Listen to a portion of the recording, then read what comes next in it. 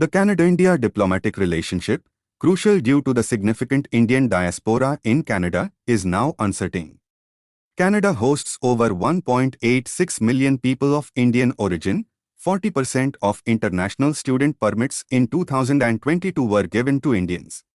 Both nations are part of the Global Compact for safe, orderly and regular migration. However, recent diplomatic tensions have severely impacted consular and visa services, creating uncertainty for migrants and diaspora. Historical ties, including Canada's apology for the 1914 Komagata Maru incident, are at risk. This strain jeopardizes the Global Compact's objective of empowering migrants, emphasizing the need for trust, time, and loyalty between the nations and their diaspora. The landscape of independent Dalit politics in India, represented by parties like RPI and BSP, is undergoing significant shifts. While these parties historically empowered Dalits, there's now a decline in their organizational strength and electoral performance. Dalit communities' changing aspirations, driven by education and state-led affirmative actions, have created a new section aspiring for political space. Independent Dalit parties have struggled to adapt, lacking transformative programs. They need to merge identity politics with economic aspirations, embrace democratic functioning, and prevent dynastic trends. As Dalit leaders become more politically competent, they may disperse across various parties, potentially shaping a multipolar Dalit politics in India. The Indian government plans a nationwide roadshow, Viksit Bharat Sankalp Yatra, from 20th November to 25th January 2024, showcasing achievements of the past 9 years, aligning conveniently with the upcoming Lok Sabha elections. Joint secretaries, directors, and deputy secretaries will lead this campaign, focusing on BJP's 2 terms since 2014. Additionally, the Ministry of Defence is establishing 822 selfie points featuring Prime Minister Narendra Modi, drawing criticism from opposition parties for politicizing bureaucracy and military. This move violates the separation of powers in India's constitutional governance, leading to concerns about institutional integrity and credibility in the face of partisan political agendas. In the T20 World Cup, Afghanistan surprised by defeating England and Pakistan, showcasing their resilience and skill. Despite facing challenges like the rise of the Taliban, Afghan cricketers like Rashid Khan have become symbols of hope. The Netherlands also stunned South Africa, highlighting their talent. In a tournament where the West Indies didn't qualify, India, led by Rohit Sharma and Virat Kohli, has performed well, winning 5 matches. New Zealand has been consistent, while Afghanistan and the Netherlands' victories have reshaped the points table. Defending champion England's slide and the struggle of Asian teams like Pakistan, Bangladesh, and Sri Lanka add to the tournament's intrigue, with India currently in a strong position. A recent glacial lake outburst flood, GLOF, in Sikkim has highlighted the escalating risk of climate change-induced GLOFs in the Indian Himalayan region.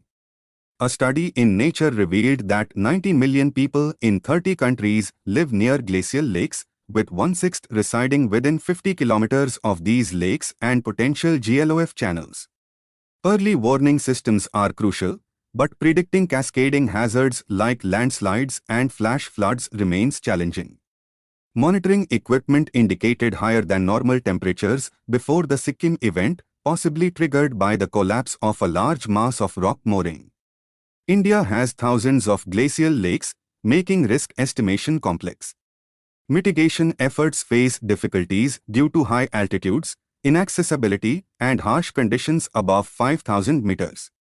Collaborative, multidisciplinary efforts integrating resources and capacities in disaster risk reduction are essential for prevention and mitigation. The Telangana High Court has quashed the centre's order directing the state government to pay around 6,750 crore rupees in power dues to Andhra Pradesh, providing relief to the Telangana administration.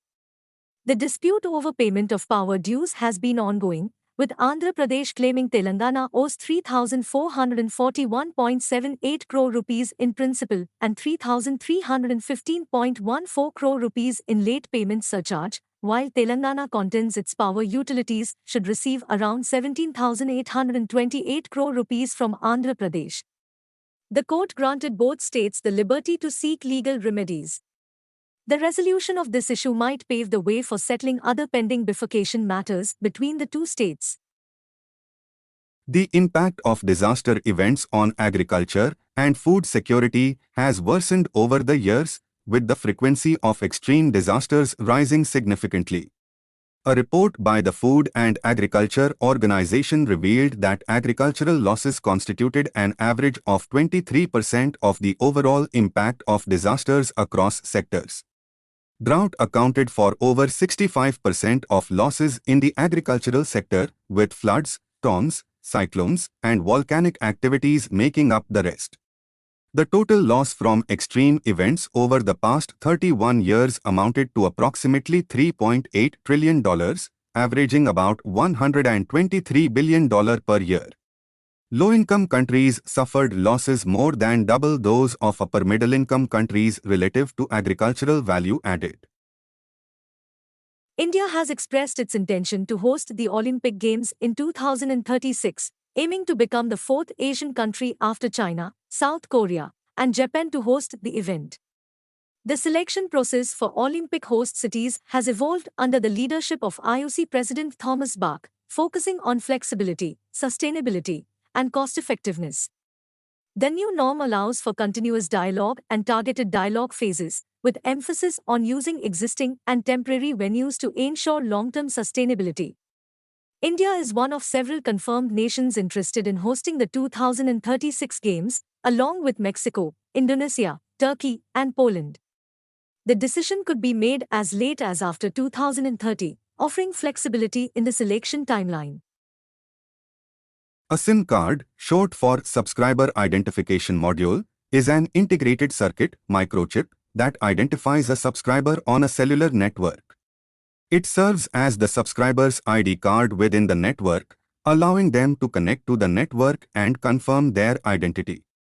The SIM card contains the International Mobile Subscriber Identity (IMSI), location information, preferred networks, emergency numbers, and, if space allows, contacts and SMS messages. SIM cards are designed according to international standards, and they have evolved from regular SIMs to mini SIMs, micro SIMs, nano SIMs, and now eSIMs. The latest eSIMs are programmable and permanently installed in mobile devices, allowing remote reprogramming and environmental sustainability. However, they also raise concerns about user privacy and digital literacy. Chaos theory, represented by the butterfly effect, illustrates how seemingly random systems can exhibit unpredictable behavior due to their sensitivity to initial conditions. Chaos is observed in various systems, including weather patterns, electrical circuits, and planetary dynamics. Quantum chaos explores the behavior of classically chaotic systems at the quantum level, where energy levels can exhibit regularities, unlike non-chaotic quantum systems. Researchers study chaotic behavior in Rydberg atoms, connecting classical and quantum domains, offering insights into unexplored areas of quantum chaos. Quantum chaos is a burgeoning field with implications in thermalization, quantum information, and black hole mechanics, posing exciting challenges for physicists.